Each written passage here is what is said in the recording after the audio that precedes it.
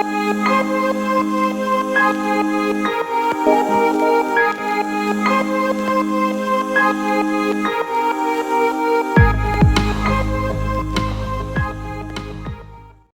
وإن الصلاة على النبي محمد صلى الله عليه وآله وسلم فضائلها جلية.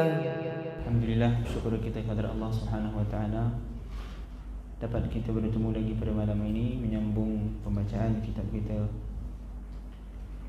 di dalam ilmu fiqh daripada kitab Sulamut Taufiq ila Mahabbatillah ala Tahqiq. Alhamdulillah tuan-tuan, jadi pada minggu lalu kita dah bincang berkenaan dengan tentang jenazah, pengurusan jenazah dan sebagainya. Jadi insya-Allah hari ini kita akan bincang bab berkenaan dengan zakat. Cuma saya tak yakin boleh kalau kita habis ni tuan-tuan. Kita ada masa dalam sejam, kita cuba supaya patutnya kita boleh habis bab puasa ni tuan-tuan. Kan kita dah minggu ke berapa tuan-tuan? 14 ya. Jadi kita tinggal lagi 1 minggu untuk habiskan berapa lagi ni tuan-tuan?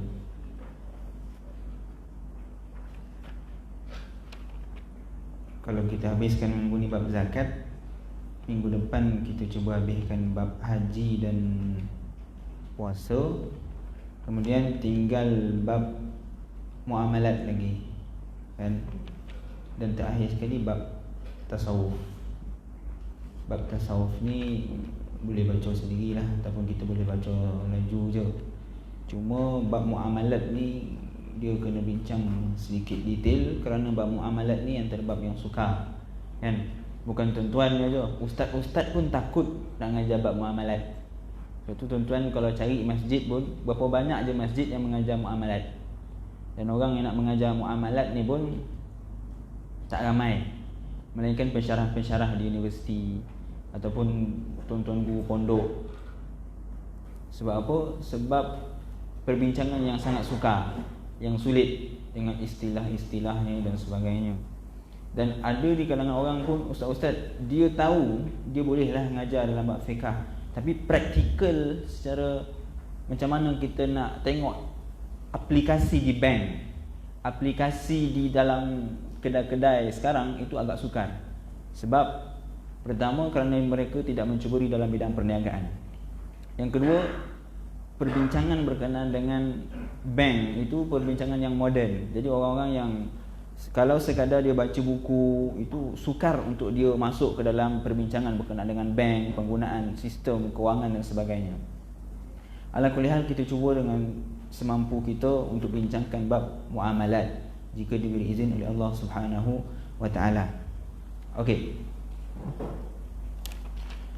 Bab berkenaan dengan zakat. Bismillahirrahmanirrahim. Qala al-mu'allif wa nafa'ana bihi wa bi'ulumihi fid dharain amin. Hukum-hukum zakat. Sebelum saya mula tuan-tuan, setakat yang tuan-tuan belajar ni, tuan-tuan faham tak? Ke tuan-tuan makin poning? Saya pada hari Isnin yang lalu, semalam ni tak? 2 hari lepas, saya mengajar di Jabatan Agama, bahagian penyelidikan. Saya mengajar kitab Keistimewaan Umat Muhammad bersama dengan kaki tangan bahagian penyelidikan di Jabatan Agama Islam Negeri Sembilan. Bila habis pengajian, saya duduk dengan staf ataupun ahli kaki tangan di Jabatan Agama, makan-makan, borak-borak. Dia kata apa? Ustaz, hari ni Ustaz, masyarakat kita makin poning. Sebab apa? Ustaz-ustaz yang mengajar bondo-bondo yang tinggi-tinggi, yang akhirnya masyarakat bila dengar dia makin poning, bukan makin faham, dia makin poning. Jadi masalah. Sebab apa? Ada di kalangan orang yang dia mengajar, dia nak tunjuk dia hebat. Maksud dia apa? Dia sebut istilah-istilah yang tinggi-tinggi, mengajar benda yang dalam-dalam. Ya, kita nampak dia hebat lah, tapi isu dia kefahaman. Masyarakat melopong. Apa bodoh cerita ni? Yang datang bukan makin faham, tapi makin, kita kata, makin bodoh. Orang datang nak makin pandai, ni datang makin bodoh sebab tak faham. Jadi itu masalah. Jadi saya nak kita habis pengajian ni bukan sekadar kita habis pengajian, tapi tuan-tuan faham. Bukan faham sahaja, bahkan boleh sampaikan orang lain pula. Bila orang tanya, Ji, macam mana zakatnya? Zakat ni tuan-tuan, orang yang mengaji agama pun belum faham habis. Belum tentu dia faham dengan betul-betul Jadi moga-moga pengajian kita beri manfaat kepada tuan-tuan. Semoga tuan-tuan dapat faham, dapat amalkan dalam kehidupan tuan-tuan, dan dapat menyampaikan kepada orang lain. Okey, tanpa bercerabih lagi panjang, kita terus mula tuan-tuan ya. Hukum-hukum zakat. Bismillahirrahmanirrahim. Qala al-mu'allif wa nafa'ana bihi wa bi'ulumihi fid dharain amin. Hukum-hukum zakat. Zakat ni apa tuan-tuan? Zakat ni daripada sudut bahasa dia ada dua makna. Yang pertama at-tathhir, yang kedua an-nama'. At-tathhir itu maksud dia menyucikan. Zakat itu menyucikan. An-nama' maksud yang kedua, nama itu maksud dia menyuburkan. Jadi zakat tu ada dua makna. Yang pertama menyucikan, yang kedua menyuburkan. Jadi bila dia kata menyucikan, atas sebab inilah zakat itu tidak boleh diperolehi oleh ahli bait. Ahli keluarga Nabi itu hukum dia haram mereka menerima zakat. Kenapa? Sebab zakat tu adalah kita sebut sebagai bahan buangan, bahan lebihan. Jadi ahli keluarga Nabi itu tidak layak menerima bahan-bahan buangan, bahan-bahan yang kita sebut sebagai, bila kita suci, kita akan menghasilkan benda yang kita suci itu kotor biasanya kan. Jadi ahli bait itu tak layak bagi mereka menerima benda yang suci. Cuma pada hari ini ahli bait itu mereka dah tidak terima al-fai ataupun ghanimah. Zaman dulu ahli keluarga Nabi dapat al-fai dan ghanimah. Kita dah sebut sebelum ni tentang al-fai dan al-ghanimah kan. Jadi tak ada masalah mereka tak terima zakat. Tapi hari ini al-fai dan ghanimah itu dah tak ada. Peperangan dah tak ada. Kan macam mana nak dapat harta daripada peperangan? Lalu ulama mengharuskan bagi ahli keluarga Nabi untuk menerima zakat. Okey, atas sebab itu. Adapun dahulu hukum mereka haram kerana zakat itu adalah merupakan benda kotor yang dibuang daripada harta kita. Sebab tu kita kena keluarkan zakat. Kenapa kena keluarkan zakat? Untuk menyucikan harta kita. Okey, yang kedua an-nama'. Nama ni menyuburkan. Maksudnya apa? Bila kita keluarkan zakat, maka harta kita akan makin subur, maka akan bertambah. Sebab tu Nabi sebut dalam hadis, Nabi kata apa? Hassinu amwalakum bizakah. Maksudnya apa? Peliharalah harta-harta kamu dengan zakat. Dan wadawu amradakum bisadaqah. Dan rawatilah penyakit kamu dengan sedekah. Yang pertama Nabi kata pelihara harta dengan membayar zakat. Yang kedua Nabi kata ubatilah penyakit dengan bersedekah. Ini Nabi yang ajar kita cara untuk kita memelihara harta kita. Melihara maksudnya apa? Kita menjaga harta kita supaya tak diambil oleh orang, supaya terjaga daripada perkara-perkara yang haram dan sebagainya. Dan kedua Nabi kata macam mana nak menyembuhkan penyakit? Bersedekah. Ini antara kelebihan orang yang bersedekah. Sama ada dua, sama ada penyakit hati ataupun penyakit jasad. Kita contoh wal'iyazubillah, penyakit kencing manis ke apa pun penyakit lah. Jadi Nabi ajar apa untuk menyembuhkan penyakit? Nabi kata bersedekah. Sedekah itu adalah antara ubat bagi penyakit. Begitu juga dengan penyakit hati. Kan penyakit hati itu apa? Sombong, kedekut, riak, itu semuanya boleh diubati dengan bersedekah. Okey, jadi dengan bersedekah juga harta kita akan makin bertambah. Baik, kata pengarang wajib zakat pada perkara berikut. Yang pertama, unta, lembu dan kambing. Jadi kita kena faham bahawa zakat itu hanya kepada 8 perkara ni. Selain daripada ni tak ada. Jangan ngado-ngado kita nak cari selain daripada ni, tak ada. 8 ini sahaja yang dikenakan zakat. Sebab apa ada orang bertanya, Ustaz, tanah kena zakat tak? Apa lagi dia tanya? Ustaz, kereta kena zakat tak? Kereta saya 200,000 kena zakat tak? Okey, kita tengok apakah perkara yang diwajibkan zakat. Yang pertama, unta, lembu dan kambing. Unta dengan semua jenis unta, tak kira lah jantan ke, betina ke, kampung ke, bandar ke, maka semua itu wajib zakat. Yang kedua, lembu dan seangkatan dengannya, kan? Apa lagi? Kobau, kan? Sapi, lembu, itu semuanya wajib untuk dikenakan zakat. Begitu juga dengan kambing. Kambing sama ada kambing biri-biri ataupun kambing licin, kan? Tuan-tuan panggil kambing licin kan? Ke ada nama lain? Kambing licin kan? Tak ada. Kambing kampung. Maksudnya kambing ada bulu dengan kambing yang tak ada bulu. Itulah maksudnya. Semua jenis kambing itu juga wajib di zakat. Kalau di Morocco, tuan-tuan, kambingnya semua berbulu. Jarang nampak kambing yang tak berbulu. Walaupun kambing licin kita kat Malaysia ni, kat sana pun berbulu. Sebab apa? Dia musim sejuk. Kambing pun tak larat, jadi dia berbulu juga. Jadi semua binatang ini diwajibkan zakat. Yang kedua, kurma dan anggur kering. Kurma dan anggur kering. Selain daripada itu, janganlah kita tanya, Ustaz, botik. Kono tak Ustaz botik? Rambutan Ustaz, kono tak? Tak kono. Yang hanya pada kurma dan anggur kering. Yang ketiga, tanaman yang dijadikan sebagai makanan asasi semasa waktu aman. Kenapa dia kata waktu aman? Sebab kalau tak aman, itu semua bondo jadi asasi, kan? Contoh, dalam keadaan kemarau, boreh tak ada. Apa yang ada time tu? Kita kata yang ada, contohlah kan,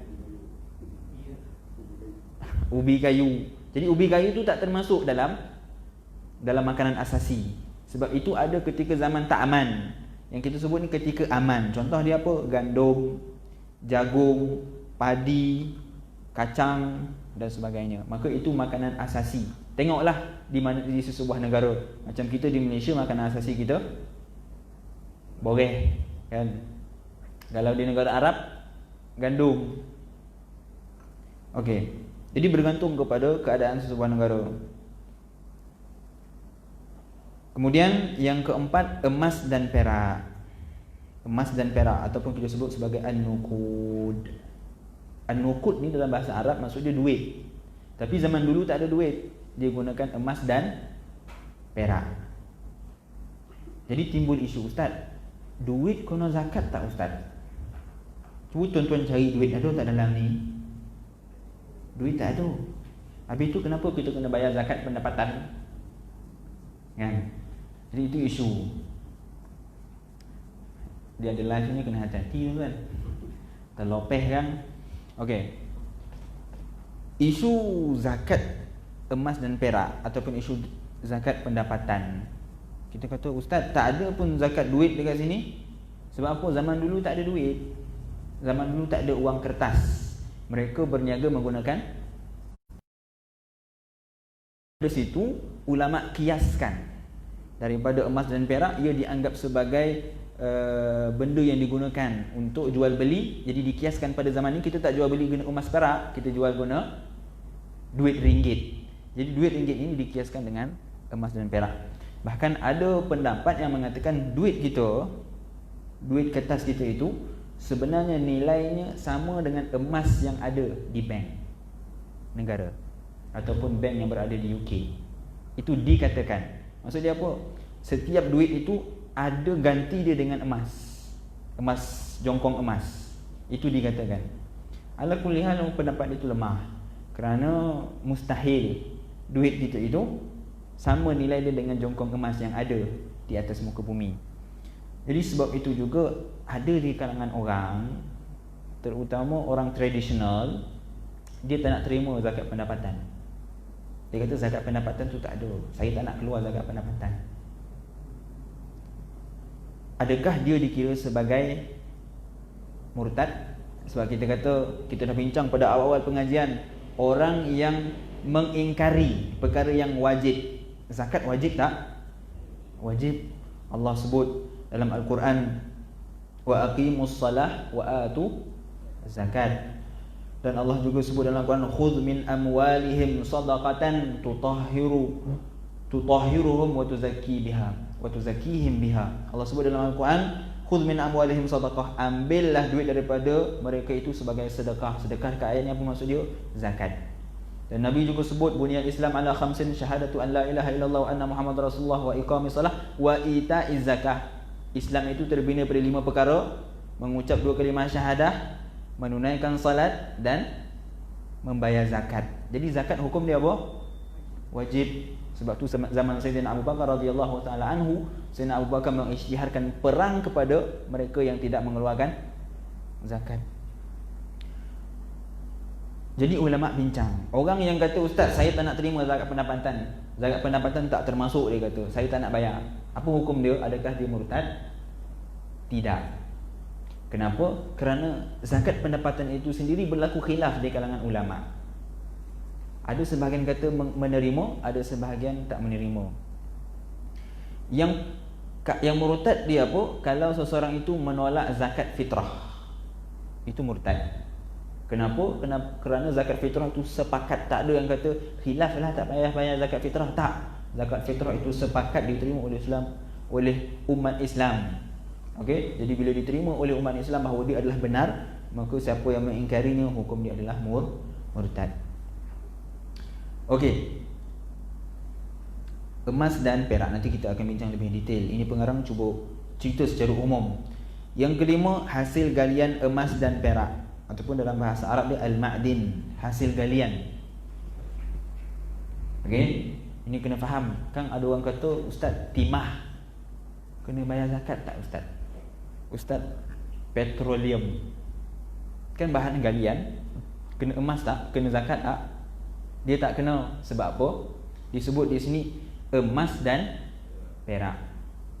Yang keenam, harta rikas. Rikas ni apa?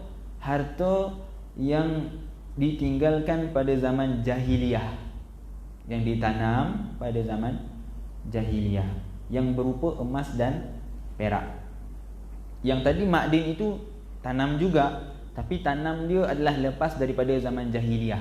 Adapun rikas ini adalah emas ataupun perak yang ditanam pada zaman jahiliyah. Zaman jahiliyah maksud dia apa? Sebelum kedatangan baginda sallallahu alaihi wasallam. Ustaz, macam mana nak tahu? Ulama sebut antara tanda kita boleh tengok dalam emas tu, kalau dia ada tulis nama-nama pemimpin jahiliyah contoh dia, ataupun nama-nama negara-negara yang ada pada zaman jahiliyah, maka itu nama dia rikas. Adapun kalau kita jumpa tak ada tanda pun yang menunjukkan dia adalah harta daripada zaman jahiliyah, maka nama dia al-ma'din, harta galian emas dan perak. Okey, yang ketujuh, harta perniagaan. Ini pun kena wajib zakat. Yang ke-8, zakat fitrah. Jadi kesimpulannya kesemuanya ada 8. Sebab tu ulama kata zakat ini dia diambil daripada 8 dan diberi kepada 8. Kan? Diambil daripada 8 golongan dan akan diberi kepada 8 golongan. Nanti kita akan tengok apa dia 8 golongan yang akan diberikan oleh mereka zakat. Jadi kesimpulan kesemuanya, zakat itu terbahagi kepada 2. Yang pertama zakatul badan, yang kedua zakatul ma'din, zakatul mal. Yang pertama zakatul badan, yang kedua zakatul mal. Zakatul badan ini maksud dia zakat berkenaan dengan badan. Adapun zakatul mal, zakat berkenaan dengan harta. Kesemua ke-8 perkara yang kita sebut itu, kesemuanya adalah zakatul mal, zakat harta, kecuali satu, iaitu zakat fitrah. Zakat fitrah itu adalah merupakan zakatul badan, zakat daripada tubuh badan. Sebab tu nama dia fitrah. Kan Allah subhanahu wa ta'ala, fitratullahu allati fatara an-nasa 'alaiha. Kenapa kita kena bayar zakat fitrah? Fitrah di situ maksud dia fitrah kita sebagai manusia. Setiap manusia itu kena bayar zakat kerana dia manusia, macam itulah maksud dia. Sebab tu nama dia fitrah. Fitrah itu apa? Fitrah kita? Fitrah kita manusia hamba kepada Allah. Atas dasar itu maka kita diwajibkan untuk membayar zakat fitrah. Okey, jadi itu namanya zakatul badan, berkenaan dengan tubuh badan manusia. Dia tak berkenaan dengan harta. Kalau macam emas tadi harta perniagaan, harta tanaman itu juga harta. Kesemuanya harta melainkan zakat fitrah. Itu cuma pembahagian dia. Okey, kemudian kata pengarang permulaan nisab. Nisab ni apa? Nisab ini adalah apa istilah dia ya? Sukatan ataupun had yang diwajibkan zakat. Kita boleh sebut sebagai had lah. Nisab adalah had. Contoh dia apa? Nisab unta adalah 5 ekor. Okey, bila pengarang dah bincang berkenaan dengan 8 jenis zakat, kemudian pengarang mula masuk membincangkan berkenaan dengan zakat yang pertama, iaitu unta, lembu dan kambing. Okey, dia kata permulaan nisab unta adalah 5 ekor. Permulaan bagi dikenakan zakat bagi unta itu adalah 5 ekor. Sebelum sampai daripada 5 ekor tak wajib zakat. Okey, itu nama dia nisab, had. Sampai je ada 5 ekor unta, maka pada ketika itu wajib untuk dia membayar zakat. Apa zakat dia nanti kita akan bincang. Okey, yang kedua nisab lembu 30 ekor. Bila lembu yang kita miliki itu ada 30 ekor, maka pada ketika itu barulah wajib zakat. Ustaz, saya ada lembu 29 ni. Kau nak bayar zakat tak? Tak. 30 baru diwajibkan zakat. Dan nisab kambing 40 ekor. Jadi 40 ekor kambing baru dikenakan zakat. Ada orang tanya, Ustaz, saya bolo ayam 100 ekor Ustaz, kena zakat tak? Kita dah sebut tadi, yang kena zakat hanya yang disebut di sini. Selain daripada binatang ni, tak kira lah binatang apa pun, maka dia tidak wajib zakat. Cuma kalau ayam tersebut diniagakan, dia buat bisnes, dia jual ayam, maka pada ketika itu dia kena zakat. Tapi bukan zakat haiwan, tapi zakat perniagaan. Okey, tak kira lah ayam ke, itik ke, apa ke, selain daripada lembu, kambing, unta, maka dia tak dikenakan zakat. Tiada kewajipan zakat sebelum cukup nisab tersebut. Maka sebelum cukup 5 ekor untuk unta, 30 ekor untuk lembu, 40 ekor untuk kambing, maka tak perlu zakat.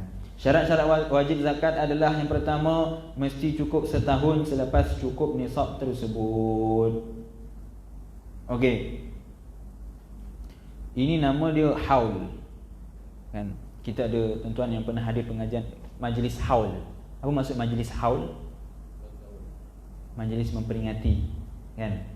Jadi haul ni kita buat bila? Setiap tahun.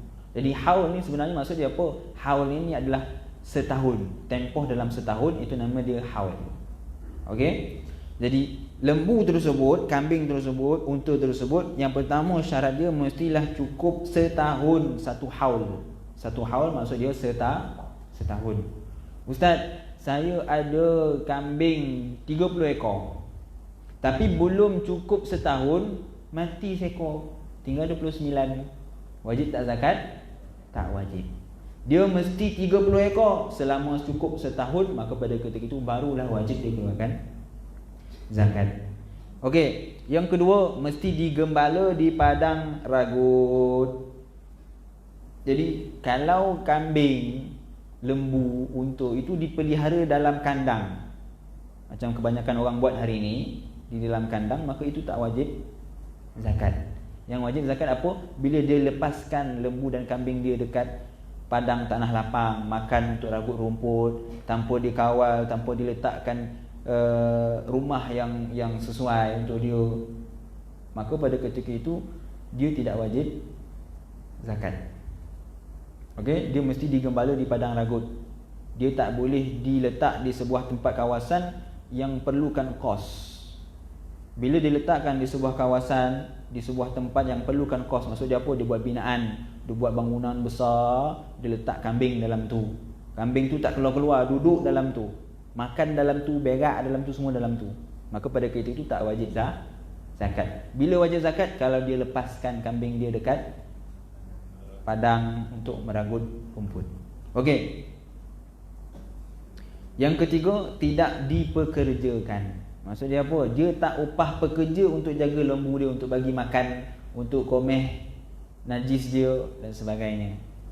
Jadi kalau dia ada pekerja yang tolong bagi makan, maka tak wajib bagi dia untuk mengeluarkan zakat. Okey, jelas ya? Kemudian wajib pada setiap 5 ekor unta, wajib pada setiap 5 ekor unta keluarkan zakat sebanyak seekor kambing. Ini adalah zakat yang perlu dikeluarkan untuk unta. Tadi kita kata 5 ekor unta kena keluar zakat, betul? Maka bila dia keluarkan apa dia? Seekor kambing. Dan kambing itu mestilah umur dia 1 tahun. Kurang daripada tu maka tak boleh. Mesti keluarkan seekor kambing itu yang berumur 1 tahun paling kurang. Kemudian untuk 40 ekor kambing, keluarkan zakat sebanyak seekor kambing juga. Sama ada jazaah biri-biri atau saniyah kambing biasa.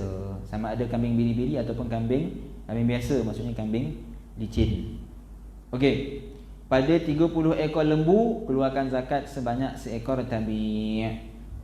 Okey, untuk lembu pula kalau dah cukup 30 ekor, maka keluarkan 1 ekor anak lembu jantan yang berumur setahun hingga 2 tahun. Dan seterusnya. Kan, kata pengarang, jika jumlah haiwan ternakannya lebih daripada itu, maka dia wajib mempelajari apakah perkara yang diwajibkan oleh Allah Azza wa Jalla ke atasnya pada jumlah haiwan yang lebih itu. Contoh dia kan, kambing kalau 40 ekor kena keluar seekor. Okay, kita ambil unta lah kan. Unta kalau 5 ekor unta, seekor kambing. Kalau 10 ekor unta, 2 ekor kambing. Kalau 15 ekor unta, 3 ekor kambing. Kalau 20 ekor unta, 4 ekor kambing. Dan seterusnya. Begitu juga dengan lembu dan kambing. Itu ada, setiap penambahan itu ada dibincangkan oleh ulama. Cuma kita tak bincang dalam ni kerana biasanya pengarang dia tak cerita benda yang lebih. Sebab kita dah sebut perbincangan kitab ini adalah perbincangan yang asas. Untuk mengetahui lebih lanjut itu, kita kena buka kitab-kitab yang lebih dalam perbincangannya. Okey, selesai bab zakat binatang. Kan? Tak sampai 10 minit bincang zakat haiwan. Kemudian zakat untuk tanaman pula. Kata pengarang, adapun kurma, anggur kering dan tanaman ni maksudnya apa? Tadi yang kita sebut sebagai tanaman asasi. Boreh, kita tanam padi ataupun gandum. Maka permulaan nisab dia apa dia? Kita dah sebut tadi kan, nisab itu adalah had. Kan? Adalah 5 wasak. 5 wasak tu apa? 5 wasak tu sebahagian ulama kata 300 gantang. Ada yang kata 363 gantang. Okey, kata pengarang, ia bersamaan 300 sukatan gantang Nabi Muhammad sallallahu alaihi wasallam. Satu wasak itu bersamaan dengan 60 sak. Sak ni bekas, kan? Sak ni biasanya Nabi SAW gunakan untuk mandi wajib, kan? Bila kita bincang tentang mandi wajib, Nabi SAW bila mandi wajib hanya menggunakan satu sak bekas. Okey. Satu wasak bersamaan dengan 60 sak. Satu sak itu bersamaan dengan 5 mud. Mud ni apa? Bekas yang Nabi guna untuk berwudu. Okey. Jadi satu sak bersamaan dengan 5 mud. Jadi kesemua dia bersamaan dengan 1600 ritl Baghdadi. Ini kiraan dululah. Kalau dikira pada zaman moden, dia lebih kurang dalam 720 kilogram. Jadi bila tanaman kurma kita, ataupun tanaman anggur kering kita, ataupun tanaman padi kita melebihi 720 kilogram, maka pada ketika itu barulah wajib zakat. Adapun belum sampai, maka tak wajib bagi dia untuk keluarkan zakat. Tanaman yang dituai sepanjang tahun yang sama digabungkan satu sama lain, tetapi tidak dicampurkan tanaman yang tidak sama jenisnya. Maksud dia apa? Sepanjang setahun, kan kita kata tadi haul. Okey, sepanjang setahun dikumpul, bukan kira ikut bulan, dia kira ikut setahun. Dalam tempoh setahun, berapa banyak hasil tanaman kita, maka itulah kita keluarkan zakat. Kalau sampai lebih daripada 720, wajib zakat. Kalau tak sampai 720, Ustaz, saya timbang-timbang padi ni lebih kurang 659 lah Ustaz. Kena zakat tak? Tak perlu, sebab tak sampai nisab. Okey? Tetapi tidak dicampurkan tanaman yang tidak sama. Maksud dia apa? Padi dengan anggur dia pergi campur, tak boleh. Padi, anggur. Maksud dia apa? Padi 720 kg baru kena zakat, anggur 720 kg baru kena zakat. Bukan padi campur anggur ke semua 720, tak. Padi lain, anggur lain. Cuma dalam bab zakat pertanian ini, boleh untuk kita keluarkan zakat bila dah cukup 720 kg, walaupun tak sampai satu haul. Belum setahun lagi Ustaz, tapi Alhamdulillah tanaman saya padi ni cukup subur tahun ni, baru 3 bulan dah dapat 720 contoh dia, ataupun 730 ke 800 kg ke, maka boleh dia keluarkan terus zakat pada ketika itu. Tak perlu untuk tunggu sampai setahun. Okey, cuma lepas tu kalau tambah lagi kena keluarlah dengan bilangan yang sama. Zakat padanya menjadi wajib apabila ia matang dan bijirin sudah mengeras. Maksud dia apa? Buah anggur tu mestilah masak. Jangan belum masak kita pergi kira timbang. Tak. Dia dah masak baru kita timbang berapa nilai dia. Ataupun dan bijirin sudah mengeras. Maksud dia apa? Contoh dia padi ataupun gandum dah masak, dah boleh dituai, barulah diambil. Jangan pokok tu baru nak hidup dah diambil, dikira pergi bayar zakat. Dia tak dikira. Dia mestilah tanaman yang telah masak.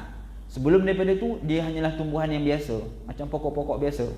Tapi bila dia dah masak, dah ada nilai, maka pada itu barulah wajib zakat. Wajib padanya bayar zakat sebanyak 1/10 ataupun 10%, 10% daripada hasil tuaian sekiranya ia disiram tanpa apa-apa kos. Maksud dia apa? Dia tanam padi, tapi dia tak guna air. Dia tak guna air pipe. Macam mana dia siram? Dia hanya berharapkan kepada hujan, tanpa menggunakan apa-apa kos. Maka pada ketika itu wajib baginya mengeluarkan 10% daripada hasil tanaman. Okey, boleh kat situ ya? Maksud dia apa? Dia dah dapat 720 kg. Maksud dia tanaman dia, timbangan dia 720 gram. Dan dia tanam tanpa menggunakan air pipe. Dia hanya menggunakan hujan, tanpa mengeluarkan apa-apa kos. Maka pada itu dia kena keluar 10% daripada nilai 720 kg itu berapa, ataupun 800 kg contoh dia. Maka kena keluarkan 10% daripada 800 kg itu berapa nilai dia, keluarkan zakat. Okey, contohlah kita bagi mudah kan, 800 kg. Agak berapa nilai dia tuan-tuan beras? 800 kg. Kita katalah nilai 800 kg beras, contoh ya, ini bukan betul-betul ya. Contoh dia 100,000. 10% daripada 100,000 berapa? 10,000. Maka yang wajib zakat pada ketika itu adalah 10,000. 10% daripada nilai 800 kg beras tadi. Okey. Jika ada kos untuk menyiramnya, maka zakatnya 1/20. Maksudnya setengah daripada tadi. 5% sahaja wajib zakat. Maksud dia apa? Dia tanam, Ustaz, saya tanam padi, tapi hujan tak turun-turunlah, kami terpaksa menarik air untuk menyiram padi tersebut. Maka pada ketika itu, bila dia cukup 720 kg, dia cukup nisab, maka dia hanya perlu keluarkan zakat 5%. 5% sahaja, bukan 10% macam tadi. Tadi tak guna apa-apa kos, yang siram hanya hujan. Tapi bila dia siram sendiri, maka dia kena keluarkan separuh daripada tadi, iaitu 5% sahaja. Contoh tadi, dia ada hasil padi 800 kg kan? 5% daripada, contoh kita kata 800 kg 100,000, yang kena bayar daripada 100,000 hanyalah 5%. Maksud dia apa? 5,000, betul? 5,000 sahaja yang perlu dikeluarkan zakat. Okey. Apa yang lebih daripada nisab juga wajib dibayar zakat berdasarkan nisbahnya. Okey, sebelum tu macam mana pula kalau dia gabungkan? Dia gunakan air hujan juga, tapi dalam masa yang sama dia gunakan air. Ataupun dia perlukan orang yang upah untuk siramkan air. Dia gabungkan di antara hujan dan siraman dengan kos. Maka pada ketika itu kata ulama, wajib dia keluarkan 7.5% sahaja, kerana dia gabungkan di antara hujan dan tanaman. Okey, apa yang lebih daripada nisab juga wajib dibayar zakat berdasarkan nisbahnya. Okey, kalau lebih zakat tu, lebihlah nisbah dia. Itulah maksud dia. Macam kita sebut tadi, kalau 800 kilogram dia dapat ataupun 1000 kilogram, maka samalah keluarkan 10% kalau tak ada apa-apa kos, 5% kalau ada kos, dan kalau gabung 7.5% daripada hasil. Tiada kewajipan zakat pada hasil tanaman yang tidak cukup nisab, melainkan ingin dibayar secara sukarela. Maksud dia apa? Dia hanya ada tanaman 700 kilogram, maka kita kata tadi nisab mesti 720 kilogram. Kalau 700 kilogram wajib tak zakat? Tak wajib. Maka tak perlu dibayar. Melainkan kata pengarang, dibayar secara sukarela. Maksud dia apa? Tak apa ustaz, saya nak keluarkan juga 10% daripada 700 kilogram ni, boleh tak ustaz? Boleh. Tapi dia tak nama zakat lah, dia nama sedekah. Okey, berdasarkan firman Allah SWT, wa man tatawwa'a khairan fa innallaha syakirun alim. Allah sebut dalam Al-Quran, faman tatawwa'a khairan, sesiapa yang dia berniat ikhlas untuk menambah daripada kefarduan. Patutnya dia tak wajib, tapi dia nak keluarkan juga. Maka kata Allah, innallaha syakirun alim. Allah kata Allah lah syakirun, tuan-tuan. Kalau difaham daripada sudut bahasa dia, syakirun ni maksudnya orang yang bersyukur. Okey, tapi tak bolehlah kita kata Allah tu bersyukur, kan? Maksud dia apa? Allah nak bagi tahu, kalau kau buat kebaikan ni, kau tak wajib bayar zakat, tapi kau nak bayar juga zakat, maka Allah akan bagi ganjaran. Maksudnya tanda syukur, tanda terima kasih Allah tu Allah akan bagi. Jangan risau, Allah akan bagi. Bila Allah sebut macam ni, tuan-tuan, maksud dia apa? Ganjaran dia cukup besar. Contohlah kan, bila kita kata, tuan, kita minta ada seorang pekerja datang, kita nak minta dia buat rumah, kan? Kita kata buat rumah siap, saya bagi 100,000. Okey, dengan keadaan yang kedua, datang, dia kata kau buat siap rumah ni dan bagilah. Kau jangan risau dan bagi. Kau buat je rumah ni dan bagi. Maksud dia apa? Ganjaran dia lebih lagi. Tadi 100,000 je, takkan lebih, takkan kurang. Tapi bila dia kata kau buat je, kau siap rumah ni dan bagi apa yang kau nak, itu maksud dia apa? Lebih daripada itu ganjaran yang Allah Subhanahu Wa Taala akan berikan kepada mereka yang melakukan ketaatan walaupun dia tidak diminta. Macam tadi, dia tak wajib zakat tapi dia nak juga keluarkan zakat, maka Allah akan beri ganjaran, kata Allah. Jangan risau. Okey. Seterusnya, habis bab berkenaan dengan zakat tanaman. Ada apa persoalan, tuan-tuan? Kita dah habis bab zakat dengan haiwan, an-na'mu. Tadi zakat yang pertama disebut sebagai an-na'mu. Kenapa an-na'mu? An-na'am. Lembu, kambing, unta itu dikenali sebagai an-na'mu. Na'am ni apa? Na'am ni kalau sudut bahasa dia nikmat. Jadi kambing, lembu dan unta ni digelar sebagai nikmat. Kenapa? Dengan 3 binatang yang manusia makan, kan? Buat sebagai apa lagi? Tunggangan unta boleh ditunggang, kan? Maka oleh kerana itu dia dinamakan sebagai an-na'mu. Kita dah selesai bab dengan an-na'mu, iaitu tentang binatang ternakan, dan kita dah selesai bab berkenaan dengan tanaman. Okey, kita terus bab berkenaan dengan emas ataupun an-nuqud. Kita sebut tadi an-nuqud itu dalam bahasa Melayu dia duit, kan? Kalau tuan-tuan pergi haji, dia kata idfa'an nuqud, kata dia. Ataupun biasa orang panggil fulus, kan? Malaysia pun panggil fulus, kan? Fulus tarak, dia kata. Maksud apa? Tak ada duit. Dalam bahasa Arab pun fulus, dan dia juga dikenali sebagai an-nuqud. Okey? Tapi di sini dia tidak bincang tentang duit kertas, dia bincang berkenaan dengan emas dan perak. Adapun emas, maka nisbahnya adalah 20 misqal. 20 misqal ni berapa?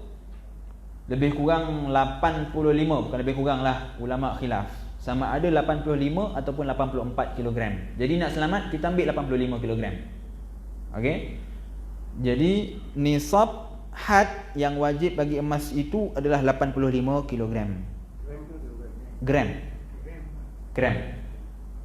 Bukan kilogram ya, gram. Kalau kilogram 85 gram. Okey. Perak pula tadi Omeh. Kalau perak pula 200 dirham. 200 dirham ni lebih kurang 596 gram. Dia khilaf sama ada 555 ataupun 596. Tapi kita ambil yang selamat, kita ambil 596 gram perak. Kenapa perak lagi banyak? Sebab harga perak lebih rendah. Okey. Wajib pada keduanya zakat sebanyak 1/40. Maksud dia apa? 1/40 bersama dengan 2.5. Okey, bila kita ada omeh, bila timbang-timbang omeh tu borek bersama dengan 85 kg, maka wajib zakat. Ustaz, saya ada omeh 84.9 gram. Kena bayar zakat tak Ustaz? Tak wajib. Sebab apa? Sebab dia tak sampai nisab. Sama juga dengan perak. Ustaz, saya ada 594.9 dia kata, ataupun 595.9. Wajib tak zakat? Tak wajib. Sebab apa? Dia belum sampai kepada nisab. Okey, kalau dah ada 85 gram sehingga ke atas, maka pada ketika itu barulah wajib zakat. Cuma yang wajib zakat ni omeh apa? Omeh yang disimpan, kan? Bukan omeh yang dipakai. Setahun sekali pun dikira pakai. Yang penting pakai. Dia bukan kita simpan setahun tak pakai-pakai, kita simpan dalam kotak. Itu baru wajib zakat. Adapun omeh yang kita pakai walaupun sekejap, Ustaz saya pakai sekejap je, boleh kena zakat tak? Tak kena. Sebab dia dikira sebagai pakai. Okey. Cuma yang pakai yang kita kata ni perempuan, lelaki jangan ngadu-ngadu nak pakai omeh. Kan? Kok lelaki pakai omeh wajib zakat. Dia haram, dia haram, tapi dia wajib zakat. Yang tak wajib tu hanya perempuan. Kalau dia pakai emas sebagai perhiasan, maka tak wajib zakat. Walaupun emas yang dia pakai itu 85 gram boleh, kan? Maka pada ketika itu tak wajib zakat. Sebab dia pakai. Ustaz, kalau saya simpan 50 gram, saya pakai 35 gram, kena zakat tak? Tak kena. Sebab yang dia simpan itu tak sampai kepada 85 gram. Okey. Cuma wanita yang berlebih-lebihan daripada adat. Okey. Biasa orang pakai simple je omeh. Tak adalah kalau omeh daripada sini sampai ke bahu omeh contoh. Leher tunduk jalannya. Itu maksud dia berlebihan. Bukan daripada sudut adat, bukan daripada sudut kebiasaan orang pakai omeh. Itu melampau nama dia, maka pada ketika itu wajib kena zakat. Okey, maksud dia apa? Berlebih-lebih daripada uruf. Lepas tu dalam Negeri Sembilan, kalau tak silap saya, uruf di Negeri Sembilan dikira sebagai 200 gram. Di Negeri Sembilan. Kalau orang yang pakai omeh lebih daripada 200 gram kat badan dia, maka pada ketika itu wajib zakat. Okey. Ya. Kalau misalnya emas tu ada batu-batu. Ada batu dia yang bukan emas. Yang bukan emas. Adakah dia dikira sebagai zakat? Dia hanya emas saja. Dia tak dikira batu tu sekali. Maksud dia apa? Kita kena pergi kedai emas, tanyalah berapa berat batu, berapa berat emas. Cuma kalau tak nak susah, kita kira sekali je lah. Kan? Kira kita bayar zakat je, supaya takkan kita nak pergi cabut pula permata tu keluarkan timbang emas je, susah. Boleh kalau kita pergi emas, kita tanya dia, bos agak-agak berapa ini emas kalau tak ada permata, contoh dia kita kata, boleh lah. Tapi kalau nak senang, kira sekali, tak ada masalah. Okey? Dan apa yang lebih daripada nisab juga wajib dibayar zakatnya berdasarkan nisbah yang sama. Maksud dia apa? Kalau dia ada omeh yang simpan dalam kotak 100 gram, 1 kilo lah kan, 100 gram, ataupun 5 kilo omeh disimpan dalam kotak, maka pada ketika itu wajib zakat bagi dia. Berapa dia kena zakat keluarkan? 2.5% daripada nilai emas semasa. Bukan harga dia beli ya, nilai semasa. Dia kena tengoklah berapa nilai emas pada ketika itu, keluarkan. Contoh saya tengok tadi, harga emas hari ini RM259.14. Tadi petang tadi saya tengok. Jadi kalau RM259 1 gram, kalau 85 gram berapa? Lebih kurang 22,026 sen. Kalau 85 gram emas. Ni saya tengok tadilah. Ya, harga emas kalau 85 gram 22,026.9 sen. Kalau lah dia ada emas 85 gram, maka dia kena keluarkan 2.5% daripada harga 22,000 tadi. Okey. Boleh ya? 2.5 daripada 22,000 berapa? So nak kena calculator lah tuan-tuan. Tuan-tuan faham kan? Saya pun tak berhenti dia mencongak ni. Okey. Maka dikiaskan juga dengan duit. Berapa duit yang dikenakan zakat? Nilai 85 gram emas. Contoh, ini saya contoh ya, jangan tuan-tuan kata botol ini tak. Itu kena tengok mengikut negeri masing-masing. Macam Negeri Sembilan dia dah tetapkan berapa nilai zakat pendapatan. Itu mereka dah bincang dalam Jawatankuasa Fatwa dan dah diputuskan oleh mufti. Kan tuan-tuan kata ustaz ni memandai-mandai. Tak. Ini sekadar saya nak mengajar, nak bagi tuan-tuan faham. Contoh dia sahaja. Okey. Cerita apa tadi 22,000 tadi kan? Saya lupa saya nak cerita apa. Okey. Nilai duit ringgit. Jadi duit ringgit contohlah kita kata nilai 85 gram emas bersamaan dengan 20,000 lah, kita ambil contoh. 20,000 85 gram emas. Maka kalau sesiapa ada duit 20,000 ringgit dalam bank, okey, dalam tempoh setahun tak berusik, dia simpan je dalam bank, buatlah dia buat sebagai pelaburan ke ataupun apa, tapi nilai dia 20,000 contoh dia, maka pada ketika itu dia wajib keluarkan zakat setiap tahun 2.5% daripada nilai duit tersebut. Okey, boleh faham ya? Cuma hari ini ulama ambil pendekatan lebih mudah, dikira sebagai bayar setiap bulan, kan? Hari ini kalau kita pergi di Majlis Agama Islam Negeri Sembilan ataupun sekarang dah tukar Perbadanan Baitumal Negeri Sembilan. Jadi mereka akan kira untuk gaji kita setahun. Dia akan kira contoh gaji 3,000. Tambah, dia akan tambah selama setahun berapa jumlah dia. Okey. Dan jumlah itu akan ditolak dengan bayaran kereta, makanan seharian, bayaran rumah, apa yang dia perlu bayar.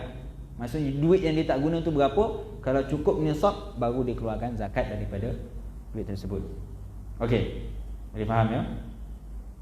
Jadi ada orang kata tak payahlah kita keluarkan zakat duit ni, dia tak ada dalam Al-Quran. Allah sebut, Nabi sebut emas dan perak sahaja.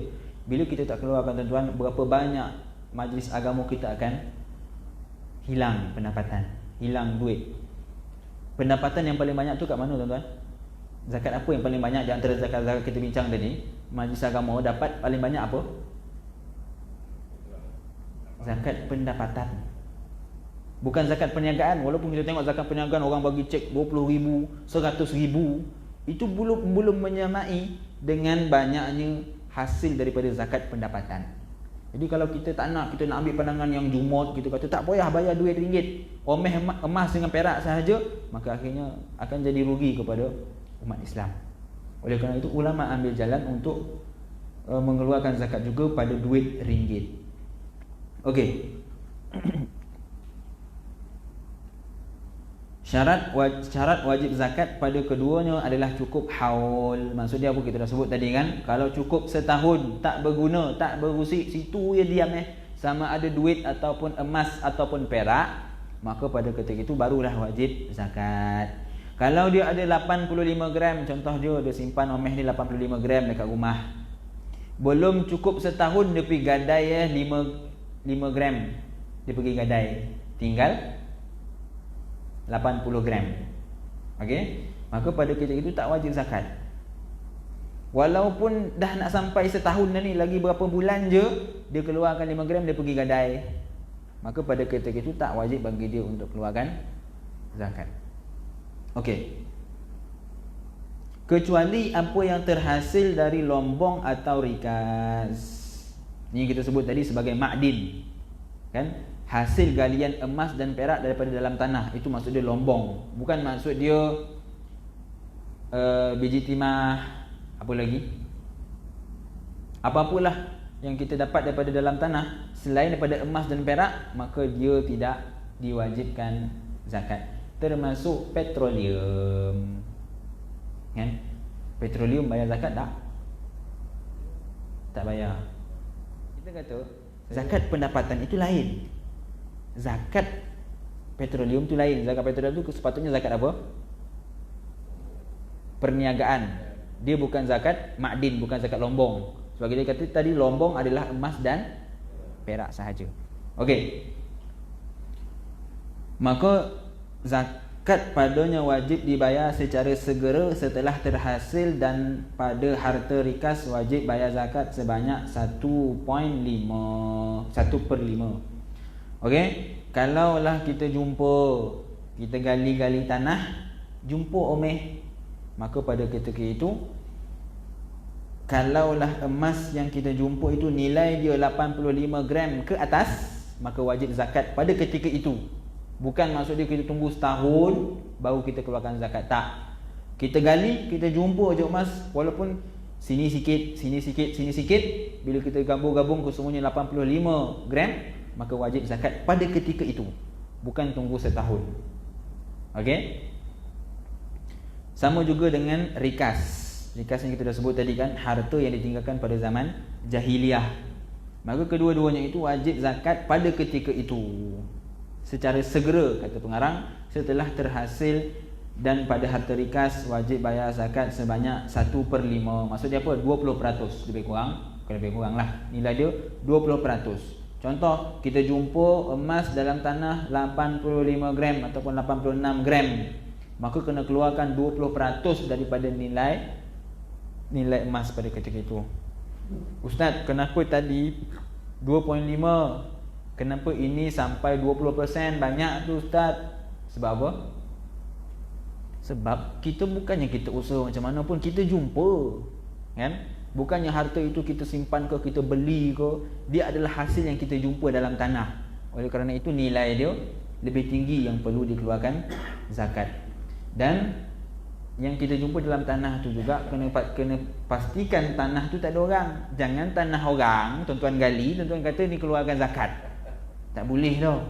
Dia mestilah tanah itu sama ada tak ada orang, ataupun tanah tuan-tuan sendiri. Tuan-tuan gali jumpa, balik rumah kan, gali-gali belakang rumah, ada lah omeh, tuan-tuan kata kan.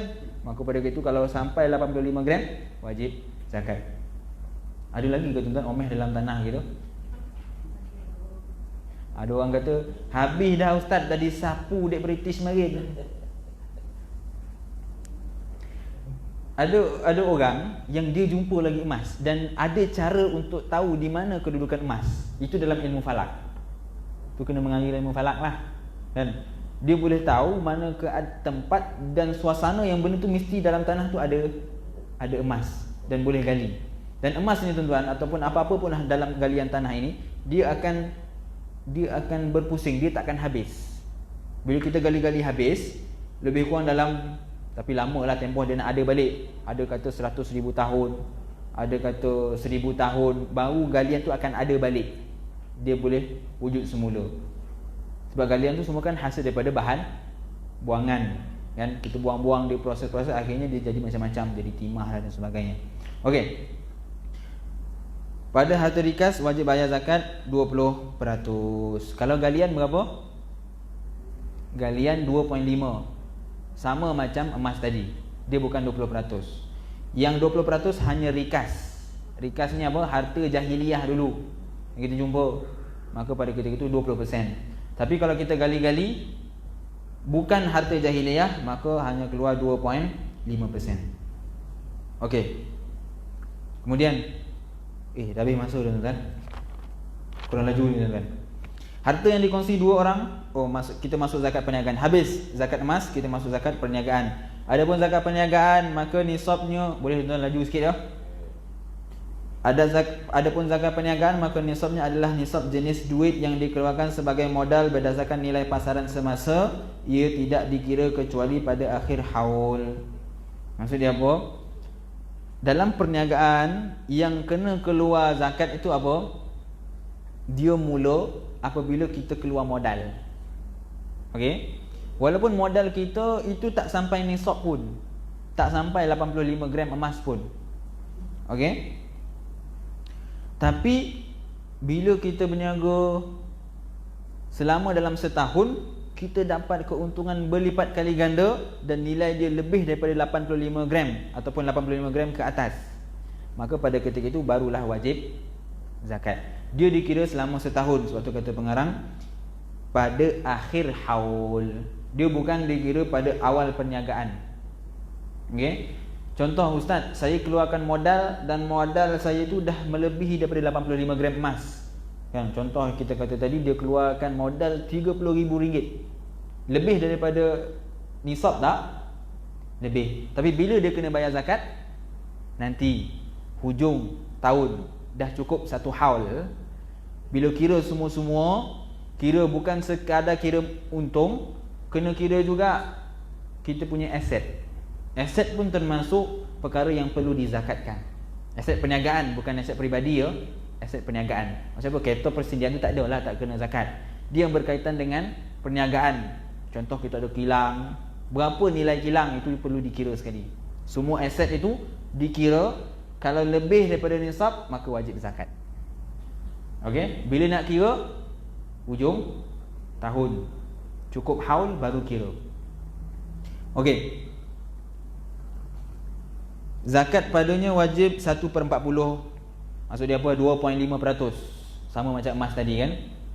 Jadi kalau kita dapat perniagaan, dapat hasil untung lebih cukup nisab, maksudnya 85 gram ke atas, maka kena keluarkan zakat sebanyak 2.5% daripada jumlah nilai pasaran semasa. Jangan kita kira kita ada aset, kita kira zaman dulu punya time kita beli. Tak. Nilai aset tu adalah nilai semasa. Dia dikira mengikut nilai semasa. Berapa pasaran kalau kita jual aset yang kita ada, maka jumlah itu dikira. Baru dicampur dan kemudian barulah kita dapat berapa yang kita kena keluarkan zakat. Okey. Kemudian harta yang dikongsi dua orang atau beberapa orang sama hukumnya seperti harta milik seorang dalam masalah nisab zakat dan kadar zakat yang wajib dikeluarkan apabila cukup syarat-syaratnya. Ini dah bincang berkenaan dengan share. Bila kita ada perniagaan share, jadi kita keluarkan modal sama-sama, gabung. Jadi dia tak kira modal tuan lain, modal tuan lain, modal A lain, modal B lain. Tak. Dia akan digabungkan. Dia akan jadi satu. So yang bayar guna nama syarikat lah, bukan nama persendirian. Walaupun ada 5 orang share, yang masuk share ada 5 orang, yang kena zakat bukan jumlah setiap orang ni berapa yang dia dapat, tak, jumlah keseluruhan syarikat. Berapa keuntungan syarikat? Daripada keuntungan syarikat itulah dikira. Kalau cukup nisab 85 gram ke atas, maka keluarkan zakat. Okey? Boleh ni tuan-tuan, macam berkorut dia. Kalau tak faham tuan-tuan tanya.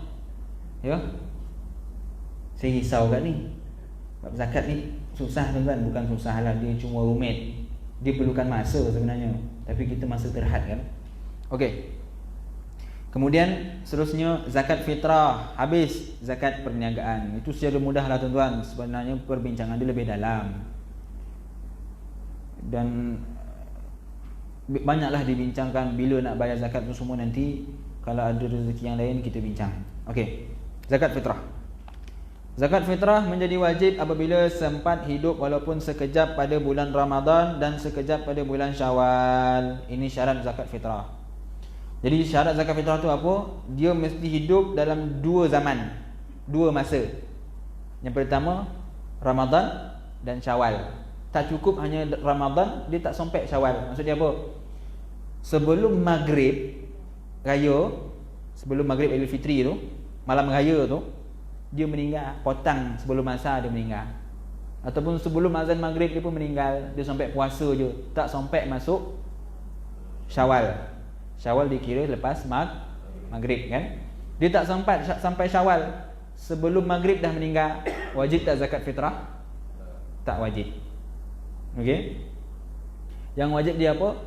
Dia kena ada pada bulan Ramadan dan bulan Syawal. Walaupun dia mati malam Syawal, malam raya meninggal, kan, potang tu dah tenat dah, lepas dia sembahyang maghrib, sembahyang isyak, orang tarawih semua, meninggal. Wajib tak zakat? Wajib dikeluarkan zakat fitrah daripada harta si mati. Kalau tak ada, orang lain. Itu kita dah bincang dalam bab jenazah. Okey. Lahir pun sama. Kalau dia lahir Ramadan, contoh tadi, lahir pada sebelum maghrib Ramadan, kan, anak Ramadan kita panggil. Lahir sebelum Syawal, sebelum maghrib Syawal tu dia pun lahir, maka pada ketika itu wajib zakat. Tapi kalau dia lahir 27 Ramadan, meninggal 28 Ramadan, wajib tak zakat? Tak wajib. Okey. Sama juga, walaupun dia hidup Ramadan, dia lahir potang sebelum Syawal, asar tu dia lahir, meninggal pagi raya contoh dia, kan, tak dapat diselamatkan lah, ada masalah komplikasi dan sebagainya, dia pun dikenakan zakat fitrah. Sebab apa? Dia hidup pada Ramadan dan Syawal. Dia tak boleh salah satu. Ataupun ada yang kes lahir Syawal, pagi raya lahir, ataupun malam raya lahir, wajib tak zakat? Tak wajib zakat fitrah, sebab dia tak sempat berada pada masa Ramadan. Okey. Ia wajib dibayar oleh setiap orang Islam untuk dirinya dan juga untuk orang-orang yang dia wajib nafkahi jika mereka orang Islam. Wajib dibayar oleh setiap orang Islam. Siapa orang Islam ni yang wajib ni? Dia mestilah syarat dia mampu. Mampu ni apa? Mampu ni maksudnya dia boleh makanan untuk satu hari, dia mampu. Dia boleh keluarkan makanan untuk sehari. Tolak dengan hutang, tolak dengan dia kena bagi makan untuk anak-anak, untuk isteri, ada duit lebih, maka pada ketika itu dia wajib keluarkan zakat fitrah. Kalau tak ada, ustaz, duit saya cukup-cukup ya ustaz, bagi anak makan, bayar hutang kereta habis lagi. Wajib tak bayar zakat fitrah? Tak wajib. Sebab dia tak mampu. Dia adalah orang yang akan menerima zakat fitrah. Dia bukan orang yang keluarkan zakat fitrah. Tapi orang mampu, hutang selesai, anak-anak makan selesai, ada duit lebih lagi, maka dia kena wajib bayar untuk zakat fitrah. Dan juga untuk orang yang dinafkahi. Kalau suami, siapa yang wajib dia nafkahi?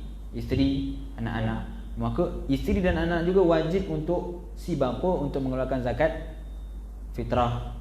Jadi orang rumah biasanya dia tak paling kepala, yang paling kepala suami, kan. Tapi zakat fitrah bukan banyak mana tuan-tuan, kan. Ringgit 9 tahun lepas RM7, kan. Okey. Cuma kita kena faham, untuk anak-anak yang dah baligh, yang dah mampu, itu tak wajib lagi untuk kita keluarkan zakat. Siapa yang wajib keluarkan zakat pada ketika itu? Diri dia sendiri. Okey. Walaupun anak tu masih kecil, umur 18 tahun ustaz, masih sekolah, tapi dia buat bisnes online ustaz, ni jam Kayu dia bersih lah ustaz. Siapa yang wajib bayar zakat pada ketika itu? Diri anak tu sendiri. Sebab dia mampu untuk bayar zakat. Tapi boleh tak ayah keluarkan zakat untuk anak? Ustaz, saya dah biasa lah ustaz keluarkan zakat untuk anak-anak sekali semua. Susah lah ustaz nak suruh dia bayar zakat. Saya bayar zakat lain banyak saja. Boleh tak saya bayar zakat sekali? Boleh, tapi dengan izin si anak. Kena minta izin dengan anak. Abah bayar zakat kau ya? Okey. Okey. Kalau anak dengan ayah, maksudnya anak bayarkan zakat untuk ayah. Sama lah. Sama macam mana? Oh, kalau anak kena minta izin untuk ayah? Kena? Kena. Sebab ayah dia mampu. Dia kena bayar, kena minta izin daripada ayah. Anak pun kena minta izin daripada ayah, kena minta izin daripada anak, anak kena minta izin daripada ayah. Okey. Dia membayar zakat. Kalau ayah dah meninggal, tak payah minta izin. Kalau hidup, kena minta izin. Ya, itu secara hukum dia. Walaupun ayah dia pegang duit anaknya. Ustaz, saya bayar ni duit anak saya, bukan duit saya, duit dia. Saya tolong bayarkan. Pun kena minta izin daripada anak. Itu secara hukum dia lah tuan-tuan. Bila kita cerita tentang hukum. Dan untuk anak yang belajar luar negara, kan, itu masalah yang ramai tak perasan. Anak-anak yang belajar di luar negara, yang bayar zakat siapa? Diri sendiri. Dia kena bayar zakat dekat tompek dia belajar. Tompek dia ada pada 1 Syawal. Bukan abah yang dekat Malaysia yang duk bayar untuk dia. Tak sah dia punya zakat. Zakat kena dibayar oleh orang yang wajib zakat dan dia ada di tempat itu. Contoh macam saya Marin, saya belajar di Morocco. Gaya di Morocco. Siapa yang bayar zakat? Saya pergi bayar zakat untuk fitrah saya sendiri. Sana berapa ya? Saya agak-agak aja macam tu. Saya bayar dalam 20 dirham. 20 dirham lebih kurang dalam duit kita RM7, RM8 jugalah. Sebab masalah di Morocco, mereka tak ada Baitul Mal. Mereka tak ada majlis agama Islam yang uruskan zakat. Wakaf ada, wakaf dia cukup hebat. Kan Universiti Qarawiyyin itu dibina atas dana wakaf. Pasar-pasar yang hebat-hebat yang kita tengok dalam filem-filem, pasar-pasar itu semuanya dibina atas dana wakaf. Tapi isu dia duit zakat itu tak dikumpulkan. Siapa nak bayar zakat, bayar sendiri. Akhirnya macam mana orang kaya, dia akan pergi jalan-jalan keluar. Nah, 100 dirham dia bayar seorang-seorang, dia bagi sedekah dia sendiri untuk dia kepada fakir miskin. Jadi kami pun terpaksa buat macam perkara yang sama lah. Cuma di Maghribi senang dia sebab apa? Sebab orang miskin terlalu ramai. Kita kau keluar masjid 1 Syawal, jumpa kau orang miskin depan masjid, susah nak jumpa. Kan mereka dekat masjid India tu ramai lah. Tapi masjid Paroi ni saya rasa tak ada kan yang beratur minta zakat, minta sedekah, tak ada fakir miskin. Jadi susah untuk kita bayar zakat fitrah, zakat fitrah. Di Morocco tak. Di Morocco itu bila 1 Syawal tu tuan, beratur menunggu giliran untuk mendapat duit zakat fitrah. Jadi senanglah kita niat bayar zakat fitrah untuk diri kita, kita bagi, kita yang hadza zakat fitrati, ini zakat fitrahku. Okey, selesai lah. Cukup mudah untuk kita bayar zakat fitrah. Okey, jadi bagi tahu ke masa. Okey, dia bagi tahu. Kemudian untuk setiap orang wajib dibayar zakatnya sebanyak 1 sa'. 1 sa' ni berapa? 2.751. Mudahnya 2.7 lah gram. Bukan gram, kilogram ya. Kilogram, 2.7 kilogram. Makanan asasi negerinya jika hartanya ada lebih setelah ditolak hutang dan ditolak nafkah, pakaian, tempat tinggal dan makanan untuknya, dan untuk orang-orang yang di bawah tanggungannya yang cukup untuk hari raya sehari semalam. Ini kita sebut tadi lah kan. Jadi zakat fitrah tu berapa nilai dia? 2.7 kilogram timbangan makanan asasi di sesuatu tempat. Macam saya di Morocco, kira gandum lah makanan asasi di roti. Dia tak akan boreh lah tuan-tuan. Kan boreh kat sana pun mahal, 2 kali ganda daripada sini. Nak makan nasi tu berfikir-fikir. Agak-agak tak ada duit tu makan roti je lah. Tapi orang makan roti ni bosan kasarnya tuan-tuan. Kan kita ingat orang makan roti ni tak bosan. Kan orang diet kan. Diet lah makan roti je hari ni.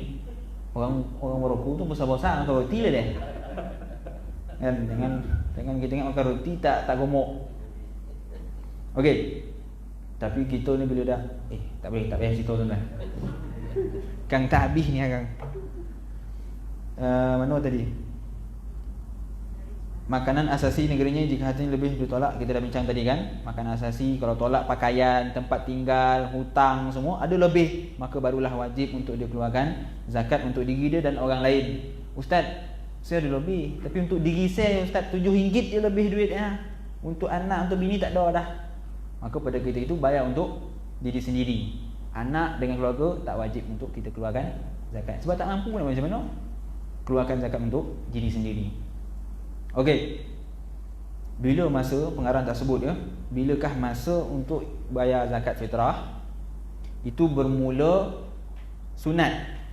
Bermula lepas 1 Syawal, maksudnya maghrib 1 Syawal tu, malam raya tu, sehinggalah terbenamnya matahari pada 1 Syawal. Okey? Daripada terbenamnya matahari 30 Ramadan, kan 30 Ramadan terbenam matahari masuk 1 Syawal. Kan kalau 29 lah. Kalau 30 Syawal lah. Terbenamnya dia masuk 1 Syawal, maka pada ketika itu adalah masa yang sunat untuk dibayar zakat fitrah. Bila habis dia? Bila terbenam matahari untuk 1 Syawal. Maksudnya nak masuk 2 Syawal. Hari yang sama dalam maksud dia. Faham tak tuan-tuan? Macam poning je. Okey, contoh. Waktu yang sunat untuk bayar zakat fitrah itu bila? Contohlah kan, kita raya hari Ahad contoh Okey. Ahad ni 20, kita ambil lah 30 Ramadan ya. Contoh ini ya. 30 Ramadan. 1 Syawal. Kenapa 1 Syawal? Sebab maghrib masuk, waktu 1 Syawal masuk bila hari Ahad ni? Maghrib. Okey, pagi Ahad ni masih Ramadan. Bila masuk Syawal pada maghrib. Okey, bila masuk je maghrib, maka ketika itu dah sunat untuk kita bayar zakat fitrah. Bila habis dia? Habis dia hari Isnin sebelum masuk maghrib.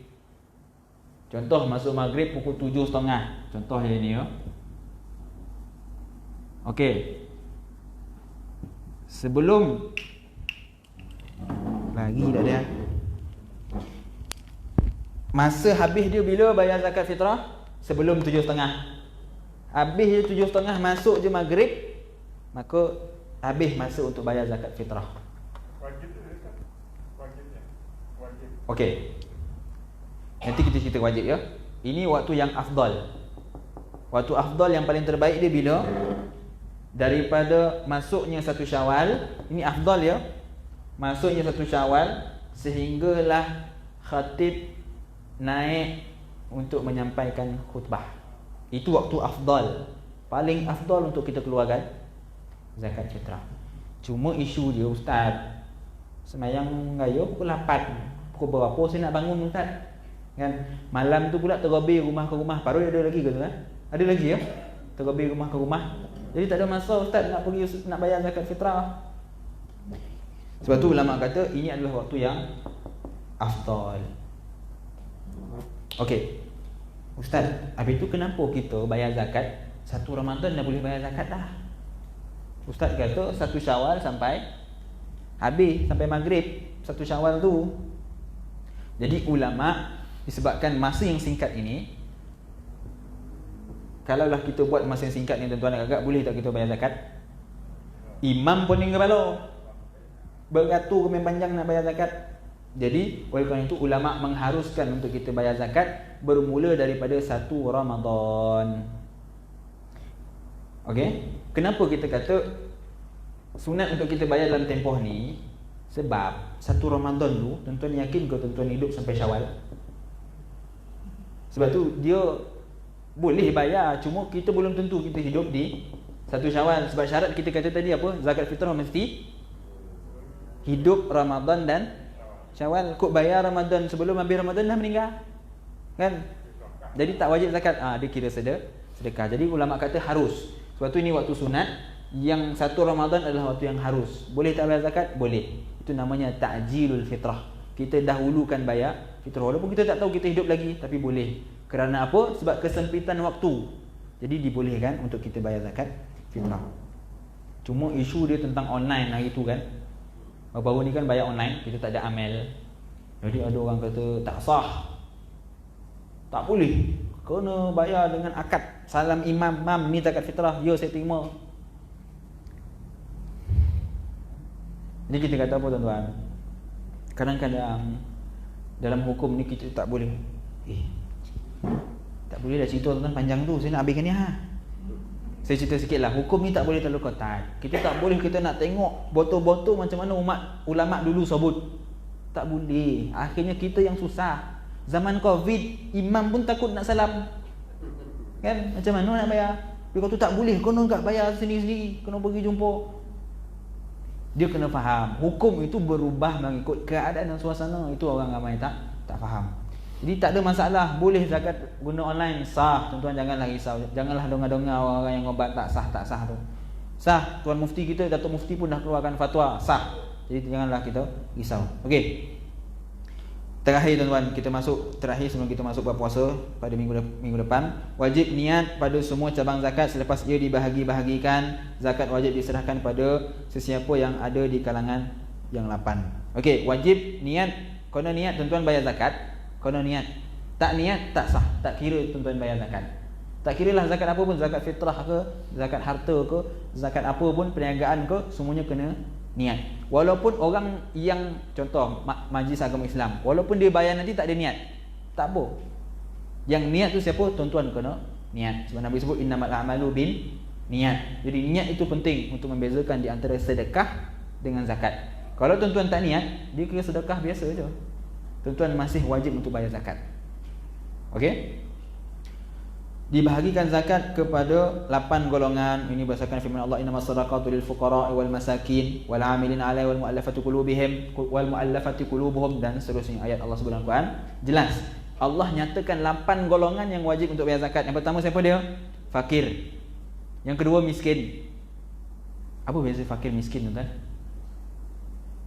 Fakir ini maksudnya orang yang betul-betul susah. Contoh, seharian dia perlukan RM7 untuk hidup, untuk makan, untuk pakaian. Ini contoh ya, dia perlukan RM7. Tapi dia hanya ada RM2. Itu nama dia fakir. Miskin itu lebih tinggi daripada fakir. Fakir, kalau miskin hidup perlukan RM7, dia ada RM5. Contoh dia cuma kurang RM2. Dia miskin, dia bukan fakir. Itu beza miskin dan fakir. Sebab tu kita kena faham. Contoh dia kan, orang meletakkan orang yang pergi belajar sebagai zakat. Orang pergi belajar, kita bagi zakat fisabilillah. Jadi itu sebenarnya kurang sesuai. Sebab apa? Itu kita tengok, fisabilillah itu bukan orang yang pergi belajar. Walaupun ada pendapat yang mengatakan untuk orang yang pergi belajar, untuk madrasah dan sebagainya. Itu diambil daripada pendapat Al-Imam Qafal rahimahullah ta'ala anhu. Ya, tapi pendapat itu lemah. Fisabilillah itu orang yang pergi berjihad di jalan Allah, pergi berjuang. Itu adalah fisabilillah. Adapun untuk pelajar, itu sepatutnya kita bagi zakat miskin. Miskinlah dia. Contoh, saya pergi belajar Maroko, duit tak ada nak makan, mak abah bagilah sikit tapi tak cukup, kan? Boleh tak saya dapat zakat? Boleh, kerana saya dikira sebagai miskin yang tak ada duit. Tak cukup duit, bukan tak ada duit, tak cukup duit. Okey, fakir ni macam mana? Nak makan pun tak ada duit. Duit adalah RM1, RM2. Nak makan pun tak ada, itu fakir. Ni makan ada, minum ada, alhamdulillah. Tapi nak bayar sewa rumah sakit-sikit lah. Itu nama dia miskin. Jadi dia pun berhak untuk menerima zakat. Yang ketiga, amil zakat. Amil zakat ni tuan-tuan tahulah kan, orang yang tukang terima zakat. Orang Islam yang masih lemah keislamannya. Okey, ini pun isu kami tuan-tuan, tapi itu tak boleh cerita panjang lah tuan-tuan. Orang Islam yang masih lemah keislaman dia. Sebab Allah sebut dalam Al-Quran jelas, wal muallafatu ataupun muallafati qulubuhum. Orang yang hati dia tengah lemah baru masuk Islam, baru nak berjinak-jinak dengan Islam, maka pada ketika itu mereka berhak untuk menerima zakat. Tapi hari ni orang duk kiaskan, dia kata apa? Orang yang macam dah nak masuk Islam kita bagi zakat, boleh ke? Itu ada tuan-tuan, ada baru-baru ni datang di dalam satu program saya tengok live. Dia kata kita berhak untuk bagi orang yang macam dia minat nak masuk Islam, kita bagi dia zakat. Yang lagi teruk apa dia? Saya rasa tuan-tuan tahu tentang ni. Dia kata kita bagilah zakat yang ada di negeri-negeri ni kan banyak. Kita bagi bantuan kepada orang-orang bukan Islam yang susah. Kita hidup kat dalam masyarakat Islam agama yang harmoni. Tuan-tuan pernah dengar tak? Tak pernah dengar dah. Adalah, saya tak nak sebut lah. Tapi ada orang-orang politik lah biasanya tuan-tuan. Sebab apa? Dia nak tarik pengundi. Akhirnya dia kata tak apa kita bagi orang yang bukan Islam. Tak apa, kita nak tarik minat dia masuk Islam. Kita kena faham, dalam ayat ni Allah jelas bagi kepada orang yang hati dia dah masuk Islam, bukan dia belum masuk Islam ataupun hati dia nak masuk Islam. Tak, Allah kata dia baru masuk Islam. Sebab tu Nabi sebut dalam hadis Sayyidina Mu'az radhiyallahu taala anhu, Nabi sebut dengan jelas. Nabi kata tu'khadhu min aghniyaihim wa turaddu ila fuqaraihim. Diambil daripada orang yang kaya-kaya di kalangan mereka. Mereka ni siapa? Orang Islam lah kan. Kita tak ambil zakat daripada orang bukan Islam, betul? Kita ambil daripada orang Islam. Wa turaddu ila fuqaraihim, dikembalikan kepada orang miskin daripada kalangan mereka. Him dekat situ mereka. Mereka ni siapa? Orang Islam. Sebab Nabi sebut tadi ambil daripada orang Islam bagi kepada orang Islam, bukan ambil daripada orang Islam bagi kepada orang bukan Islam. Okeylah kalau nak sangat bagi kan, dia kata tak apalah, kita negara yang harmoni, negara majmuk, kita nak tarik orang bukan Islam, boleh. Saya setuju. Tapi dengan satu syarat. Orang Islam semuanya dah dapat hak mereka. Hari ni berapa ramai orang Islam yang hidup pun belum tentu, hidup dalam keadaan susah, perlukan duit. Macam mana kita nak tolong orang yang bukan Islam? Islam agama yang harmoni, ya, tapi kita kena meletakkan haknya. Melainkan kalau orang yang bukan Islam juga bagi duit, ya bolehlah bagi. Macam cukai, kan cukai orang bukan Islam pun bayar, kita bagi-balik pada mereka dalam keadaan pembangunan dan sebagainya, boleh. Sebab mereka pun keluar. Jadi tak ada isu nak timbulkan kenapa zakat hanya bagi kepada orang Islam. Sebab orang Islam yang bayar, orang Islam yang dapat. Okey. Seterusnya hamba mukatab. Hamba mukatab ni hamba yang kalau kau nak merdeka, kau bagi duit sekian-sekian, kau merdeka. Itu nama dia hamba mukatab. Jadi hamba macam ni boleh terima zakat untuk memerdekakan diri dia. Yang keenam, orang yang berhutang. Okey, orang yang berhutang. Ini pun isu juga baru-baru ni. Kawan saya ada kawan di majlis di Baitul Mal, di perbadanan di bahagian penyelidikan. Diorang tengah bincang isu untuk bagi bantuan kepada orang yang pinjam ahlung. Itu kan isu. Orang yang pinjam ahlung akhirnya tak mampu bayar. Tapi kalau kita tolong orang yang macam ni, apa jadi tuan-tuan? Semua orang pinjam ahlung, saya pun nak pinjam. So minta dengan menjaga gambar. Jadi di dalam mazhab Asy-Syafi'i, untuk diberi kepada orang yang berhutang itu mestilah dia yang pertama dia pinjam atas sebab terpaksa dan perkara yang halal, bukan perkara yang haram. Kenapa berhutang? Main nombor, tak ada pek tu.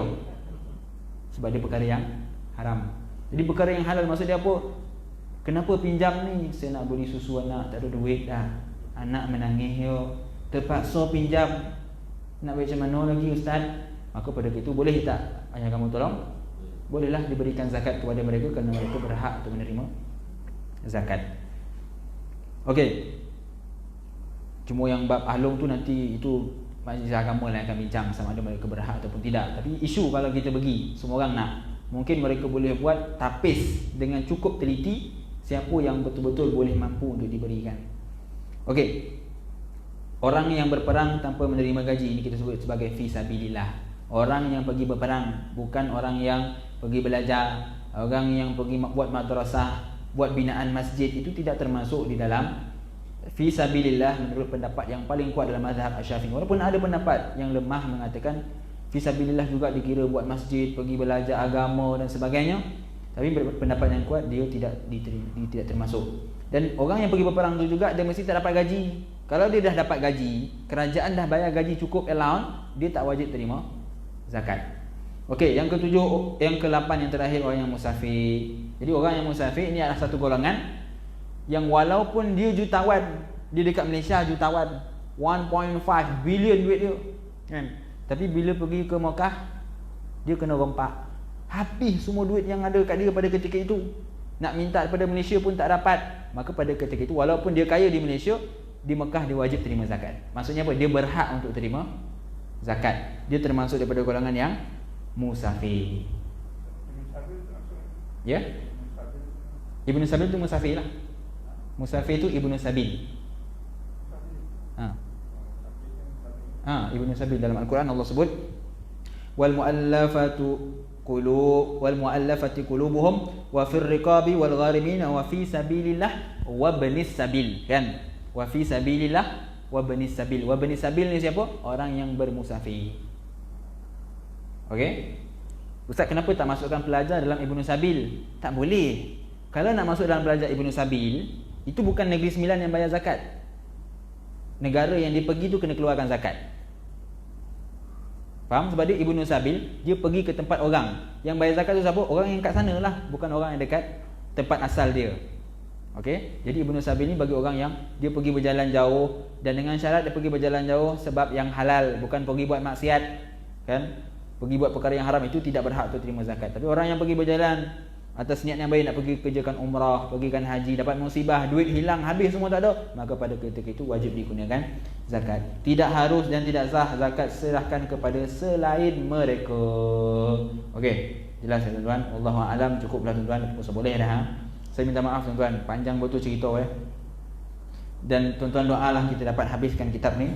Nanti kita bincang dengan Tuan Imam, dengan Kak Syikin, macam mana kita nak cuba habiskan kitab ni kalau diberi izin oleh Allah Subhanahu wa taala. Wallahu a'lam. Saya mohon maaf jika kita ada kasar bahasa atau salah bicara. Yang baik itu datang daripada Allah, yang lemah kurang itu datang daripada diri saya sendiri. Hakikatnya kedua-duanya datang daripada Allah Subhanahu wa taala.